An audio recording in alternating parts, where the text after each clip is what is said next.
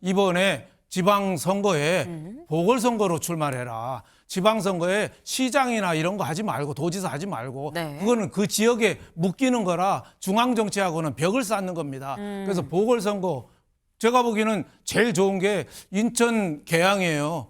이재명 대통령 지역구 네. 거기 가서 한번 세게 한번 붙는 거죠. 근데 그럴 만한 용기가 있을까? 이런 생각이 들어요.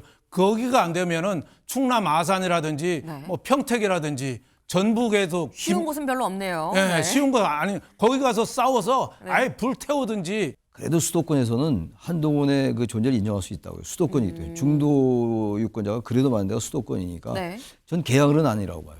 지금 한동훈 전 대표 이제 거칠 우리가 얘기해 줄 뭐 그런 상황인데 개항을 보던 평택도 있고 많이 있을 거예요. 수도권에. 거기서 딱 그 재보궐선거 지역을 잡아서 거기서 권투 죽는 노리는 수밖에 없어요.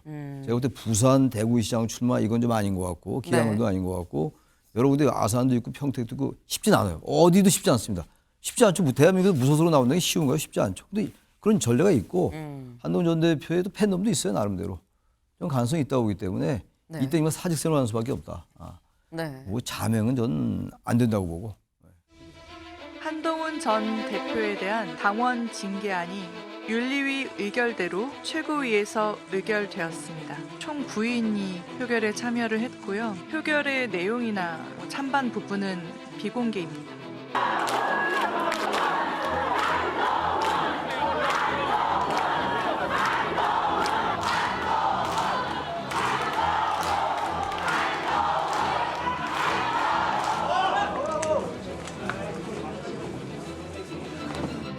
오늘 저는 제명당했습니다. 저를 제명할 수는 있어도 국민을 위한 좋은 정치의 열망을 꺾을 수는 없습니다. 당원 동지 여러분, 그리고 국민 여러분, 우리가 이 당과 보수의 주인입니다. 절대 포기하지 마십시오. 기다려 주십시오. 저는 반드시 돌아옵니다. 네, 저는 반드시 돌아옵니다. I will be back 이라고 얘기를 한 거죠. 저렇게 얘기를 하고 사실상 기자들과의 질의응답 없이 그냥 또 바로 자리를 떴습니다. 지금 보면 굉장히 많은 지지자들이 또 국회까지 몰려왔어요. 근데 그 상황에 다 이렇게 이제 아는 척을 하고 그러고 난 다음에 들어가서 짧고 굵게 얘기를 하고 바로 퇴장을 했다라는 거죠. 근데 어제의 이 제명 처분 사실 예상이 됐었던 상황이기도 합니다. 예상이 됐었던 이 상황, 이 경향신문은 일면에 뭐라고 썼느냐. 한동훈 끝내 제명, 분열을 택한 국민의힘이다. 한겨레는 한동훈 제명, 국힘 내분 폭발이라고 썼습니다. 그럼 조선일보는 어떻게 썼을까요? 조선일보입니다. 결국 쫓아냈다. 장동혁의 분열 정치. 동아일보입니다. 지선압 자폭 제명, 한동훈 끝내 쳐냈다. 네. 근데 이걸 보면 윤영걸 대표님, 이게 지금 경향 한겨레보다 조선동아가 더 굉장히 논조가 좀 세요. 어떻게 보십니까? 그러니까 보수의 그 핵심 인물을 저렇게 네. 당 대표까지 한 분을 제명이라는 처분을 한 거는 제가 보기에는 당 분열을 아예 촉발시키고 당이 지방선거를 포기한 거라고 봐야죠. 그래서 어제 장동혁 대표가 이겼어요. 한동훈을 쫓아냈으니까. 이겼지만은 지방선거는 참패할 테고 장동혁은 그걸로 결국은 또 쫓겨날 거다. 그래서 길게 보면 장동혁이 오히려 패배가 될 수 있다. 이런 식으로 생각이 되고 중도층, 중간층이 국민의힘을 앞으로 쳐다보겠습니까? 그래서 참 더 이상 국민의힘은 기대할 게 없다. 뭐 이런 생각이 들고 또 좀 안타까운 부분은 한동훈 전 대표도 좀 진솔한 당원 게시판 문제가 2024년 11월에 있었는데 그 1년 한 3개월 흘렀잖아요. 그 사이에 진솔한 사과라든지 진상조사라든지 뭐 공개 검증이라든지 여러 가지 그 조치가 좀 있어야 될 텐데 너무 소극적으로 어떻게 보면 분열적인 행태를 하다가 본인도 자초한 측면이 있어서 보수가 당분간은 좀 희망을 갖기가 좀 어렵게 됐다. 좀 이런 안타까운 마음입니다. 네. 사실 이게 보수에서 어떻게 보면 당 대표까지 했었던 사람인데 그런데 이 제목을 그냥 그대로 이 제명을 시켜버리는 건 희망을 하나 또 꺾어버리는 거 아니겠느냐라는 취지로 또 말씀을 하셨어요. 양쪽 다 뭐 잘못은 있지만 하지만 좀 너무 제명까지는 과했다라는 취지로 지금 말씀을 하신 건데 근데 한동훈 대표는 뭐라고 얘기를 했느냐 아까 이렇게 얘기했죠. 국민일보 같이 볼까요? 국민일보 1면 보겠습니다. 쫓겨난 한동훈 반드시 돌아옵니다. 우리가 이 당의 주인입니다. 라고 얘기를 했죠. 저 반드시 돌아옵니다. 라고 얘기를 했는데 관건은 어떻게죠? 어떻게 돌아올 것이냐. 저희가 어제 방송에서 만약에 제명이 되면 이런 가능성이 있어요. 라고 말씀을 드렸었어요. 가처분 혹은 신당 창당 아니면 무소속 출마라고 말씀을 드렸는데 반드시 돌아옵니다. 라고 얘기를 했으면 일단 요거는 아닌가? 라는 생각도 살짝 들고요. 그리고 이거는 사실 뭐 법적, 정치적 이런 많은 이 시나리오가 가지수가 다 지금 포함이 돼 있는 건데 중앙일보가 오늘 정치적 선택지만 딱 뽑아서 따로 이렇게 기사를 썼습니다. 한동훈 정치적 선택지는 1. 무소속 출마, 대구나 부산에 2. 장외 공세, 3. 잠행이라고 썼어요. 이게 최창일 교수님. 한동훈 전 대표는 이 셋 중에 어떤 정치적 선택을 할 거라고 보십니까? 아마 본인도 지금 결정하지 못했을 거예요. 워낙 세 가지가 전부 어려운 일들입니다. 무소속 출마해서 당선된다는 보장이 없어요. 대한민국 정치에서 물론 이제 과거에 이해찬 전 총리 20대 총선 때 그때 김정인 비대위원장이 공천을 안 줬어요. 그래서 세종시 가서 이제 당선돼서 복당했던 적이 있고 홍준표 전 대구시장도 마찬가지고 그런 예가 꽤 있긴 있어요.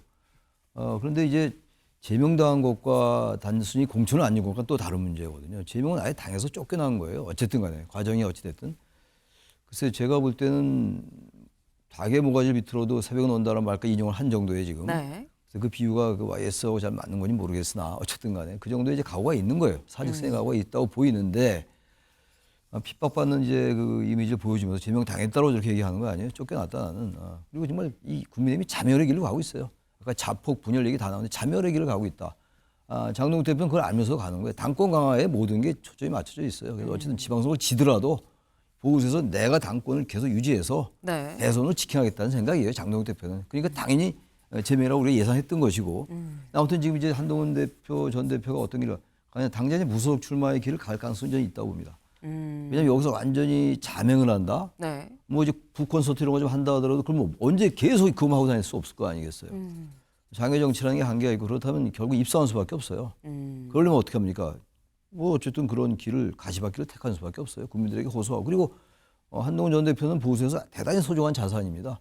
탄핵에 대해서 계엄 그날 당일날 바로 가서 계엄 회의 국회의원이 아니면서도 이제 본회의장 들어왔었고 나름 18명을 지휘해서 계엄 해제에 도움을 줬고 탄핵에 반대했고 저런 의원이 나름의 명분이 있기 때문에 저런 한동훈 전 대표 명분이 있기 때문에 전 본인이 정말로 절치부심하고 절절한 마음으로 간다면 선택받을 수도 있죠. 제가 볼 때 무소속으로 가는 게 그나마 정치인의 길 아닐까라고 생각하는데 뭐 알 길 없죠. 네. 말씀처럼 사실 어느 길 하나 쉬운 길이 없죠. 무소속으로 나왔는데 만약에 부산이랑 대구에서 민주당과 국민의힘 후보와 본인이 3파전으로 가서 또 만약에 다른 후보 민주당이 이기는데 또 일조를 하게 되면 그것도 또 굉장한 후폭풍으로 돼서 두고두고 꼬리표로 남을 수도 있는 상황입니다.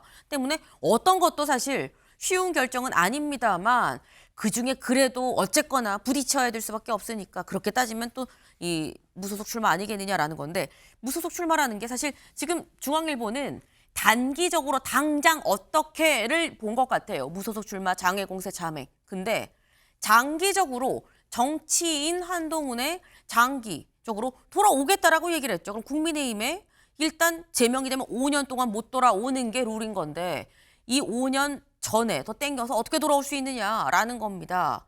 아마 이런 방법이 있지 않을까. 돌아오는 방법.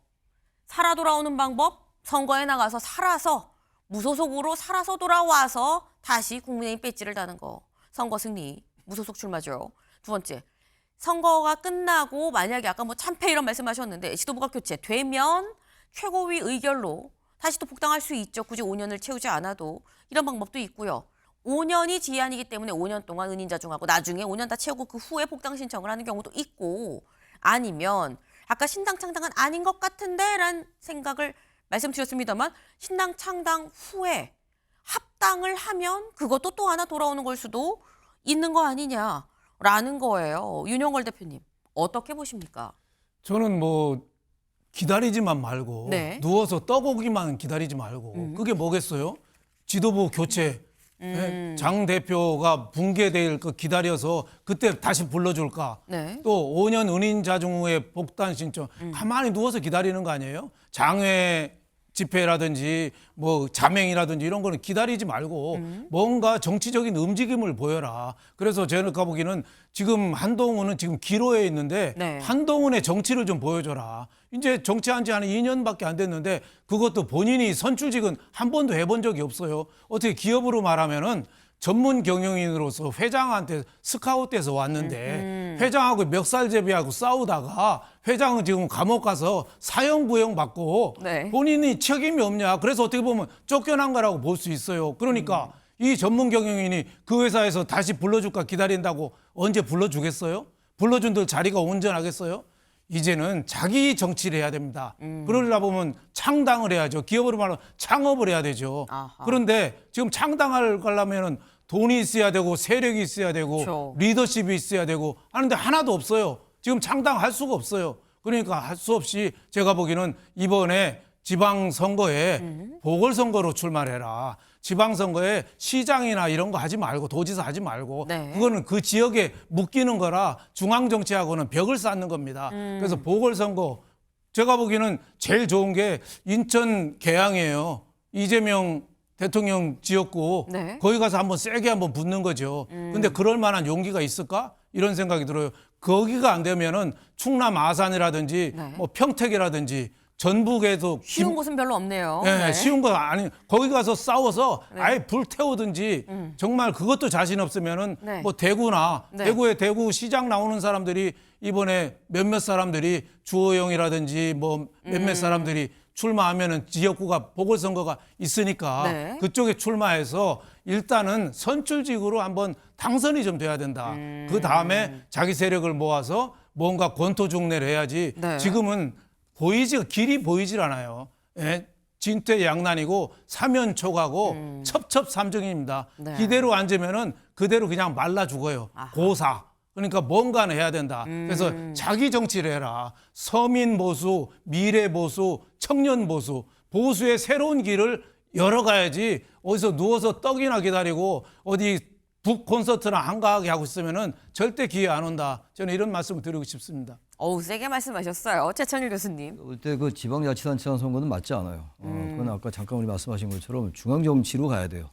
아무래도 물론 이제 서울시장을 했던 사람이 대통령도 됐고 경기도지사나 서울시장이나 뭐 대구시장도 마찬가지예요. 어떤 광역단체장들의 항상 대선 가도는 열리 있다 하더라도 한계가 있어요. 결국 중앙정치로 가야 됩니다. 그렇다면 게다가 또 아까 말씀처럼 부산 대구시장 너무 위험해요. 저는 굉장히 위험하다고 봅니다. 한동훈 전 대표가 거기 무소속 출마해서 광역단체장 저 쉽지 않다고 보고. 부산대구가 위험하면 아까 말씀하신 인천 계양이나 뭐 이런 데 더 위험한 거 아니에요? 계양은 더 위험하죠. 계양은 네. 더 위험한데 네. 그래도 수도권에서는 한동훈의 그 존재를 인정할 수 있다고요. 수도권이기 때문에 중도 유권자가 그래도 많은 데가 수도권이니까 네. 전 계양은 아니라고 봐요. 지금 한동훈 전 대표 이제 거칠 우리가 얘기해 줄 뭐 그런 상황인데 계양을 보던 평택도 있고 많이 있을 거예요. 수도권에. 거기서 딱 그 재보궐선거 지역을 잡아서 거기서 권토중례 노리는 수밖에 없어요. 제가 볼 때 부산 대구시장 출마 이건 좀 아닌 것 같고 기양을도 네. 아닌 것 같고 여러 군데 아산도 있고 평택도 있고 쉽진 않아요. 어디도 쉽지 않습니다. 쉽지 않죠. 대한민국에서 무소속으로 나오는 게 쉬운가요? 쉽지 않죠. 근데 그런 전례가 있고 한동훈 전 대표에도 팬덤도 있어요. 나름대로. 좀 가능성이 있다고 보기 때문에 네. 이때면 사직생활 하는 수밖에 없다. 네. 뭐 자명은 전 안 된다고 보고 그렇게 생각합니다. 예. 네. 두 분 다 공통적으로 지금 적극적으로 해치고 나가야 된다. 출마를 해야 된다. 그냥 뭐 이렇게 지금 뭐 2번이나 3번이나 이런 건 안 된다. 지도부 교체하고 난 다음에 뭐 나중에 언젠가 기회가 돌아올 거다라고 기다리면 안 된다라는 거죠. 신당 창당 이거는 부딪힌다 그래도 여건상 되지 않으니까 결국 1번이다. 선거에 나가라. 라고 지금 두 분 다 공통적으로 말씀을 하셨는데 근데 또 나가면 이게 사실 국민의힘의 경쟁자가 될 수 있는 부분인 거거든요. 이게 윤영걸 대표님. 네. 국민의힘에서도 분명히 해당 지역에 공천을 누군가를 주겠죠. 네. 국민의힘 후보와 무소속 한동훈 후보와 그리고 뭐 민주당 후보와 어느 지역이 될지 모르겠습니다만 그렇게 해서 민주 1대1 구도면은 국힘이 유리할 수 있었는데 표가 나눠져서 민주당이 이겼다. 그럼 그 후과는 또 어떡합니까? 그렇죠. 그렇게 되면은 한동훈 전 대표는 네. 배신자 프레임에 또 쓰는 거죠. 국민의힘이 어떻게 보면은 당 이름을 바꾼다면은 배신과 자폭당이라고 해도 과언이 아닐 정도로 아이고. 계속 배신에 꼬리를 물었는데 만약에 국민의힘 이 텃밭에서 한동훈 대표가 출마해서 국민의힘 대표가 떨어졌다. 의원이나 지방자치단체장이 떨어졌다 하면은 배신자 프레임에 또 쓰는 거죠. 또 더 최악의 경우는 뭐냐면은 한동훈 전 대표가 출마해서 3등하는 경우예요. 저는 그럴 가능성도 있다고 봐요. 예를 들면 뭐 TK 지역이나 PK 지역에서도 네. 민주당에 괜찮은 사람이 출마하면은 둘이 1, 2등 하다 보면은 한동훈 대표가 3등할 수도 있다. 저는 이런 생각이 들어요. 하지만은 이것저것 다 가리면 할 거 하나도 없습니다. 네. 성경에도 두드려야 열려요. 어딘가는 출마를 하지 않으면 기회가 없습니다. 그래서 파격적인데 카르타고의 한니발 장군이 로마 침략할 때 전공법 안 쓰고 저 아프리카에서 저 알프스산을 돌아서 네. 그때 코끼리 끌고 알프스산을 넘었잖아요. 그런 정도의 정신 아니면은 지금 정치 은퇴하고 정말 하려면은 아프리카 그 콧불소 그 코끼리를 네. 알프스산 끌고 넘어갈 정도로 네. 그 정도 용기를 좀 가져라. 저는 그래서 인천 계양을이나 더 험한데 특히 수도권에 가까운데 충남 지역이나 경기 지역 이런 데 한번 좀 노려볼 만하다. 그리고 또 뭐 대구 시장은 하지 말고 그거는 대구 시장의 지역사령관이니까 하지 말고 대구 의원 네. 그 보수의 텃밭에서 한번 심판을 받는 거죠. 그러려면은 그냥 출마하지 말고 6월 3일까지 4개월간 네. 내가 진짜 보수다. 이거를 국민들한테 각인을 시켜줘야죠. 지금처럼 하지 말고. 네. 쉽게 얘기해서 목숨 걸어야 된다. 이 얘기예요.